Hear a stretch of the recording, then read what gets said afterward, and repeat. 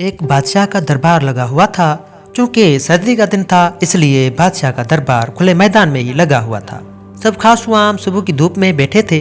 बादशाह के तख्त के सामने एक मेज थी और उस पर कुछ कीमती अशिया रखी हुई थी। वजीर, मशीर और अमीर वगैरह सब दरबार में बैठे थे। बादशाह के खानदान के दीगर अफराद भी मौजूद थे।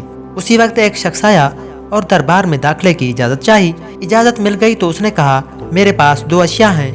मैं हर मुल्क के बादशाह के पास गया हूँ और अपनी अशिया को बादशाह के सामने रखता हूँ, पर कोई फर्क जान नहीं पाता। तमाम हार चुके हैं और मैं हमेशा कामरान और कामयाब होकर लौटता हूँ। अब आपके मुल्क में आया हूँ। बादशाह ने कहा, क्या अशिया हैं? तो उसने दोनों अशिया बादशाह के सामने मेज़ पर रख दी। वो दोनों अशिया देखने में बिल्कुल एक जैसी जिसामत, यकसा रंग, यकसा चमक, गोया कि ये दोनों अशिया एक दूसरे के नकुल महसूस होती थी। बादशाह ने कहा, ये दोनों अशिया तो बिल्कुल एक जैसी हैं। तो उस शख्स ने कहा, जी हाँ, दिखाई तो एक सी ही देती हैं, लेकिन है मुख्तलिफ। उनमें से एक है बहुत कीमती हीरा और एक है शीशा। बज़ाहिर ये दोनों एक से हैं। कोई आज तक ये नहीं पहचान सका कि कौन सा हीरा है और कौन सा शीशा।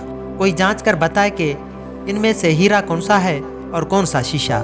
अगर कोई सही पहचान किया और मैं हार गया तो यह कीमती हीरा आपका हो जाएगा, लेकिन शर्त यह है कि अगर कोई पहचान नहीं पाया तो इस हीरे की जो कीमत है, इतनी रकम आपको मुझे बतौर इनाम देनी होगी।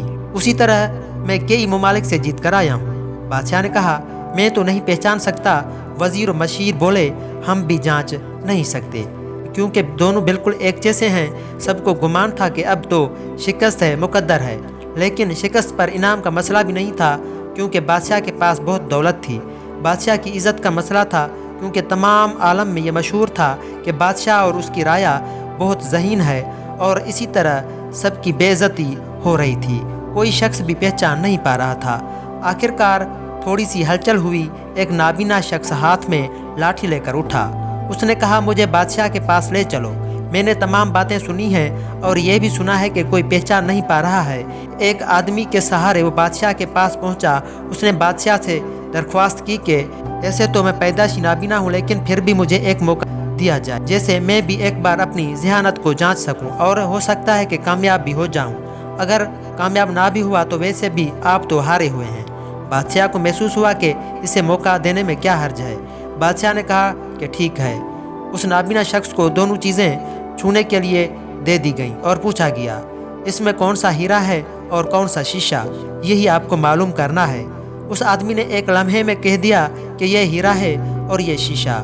जो आदमी इतने जगहों से जीत कर आया था, वो बहुत हैरान हो गया और कहा, ठीक है, आपने सही पहचाना, आपको मुबारक हो। अपने वादे के मुताबिक अब यह हीरा बादशाह का हुआ। तमाम लोग बहुत हैरान हुए कि एक नाबीना शख्स ने कैसे जान लिया कि असल हीरा कौन सा है, और सब ने यही सवाल उस नाबीना शख्स से किया। उस नाबीना शख्स ने कहा कि सीधी सी बात है, धूप में हम सब बैठे हैं। मैंने दोनों को छू कर महसूस किया, जो ठंडा रहा वो हीरा, जो गर्म हो गया वो शीशा। इसी तरह ज़िंदगी में भी जो शख्स सख्त और मुश्किल हालात में गर्म हो जाए और हालात का सामना ना कर सके, वो शीशे की मांद है, और जो तमाम हालात में ठंडा हो जाए वो हीरे की मांद है।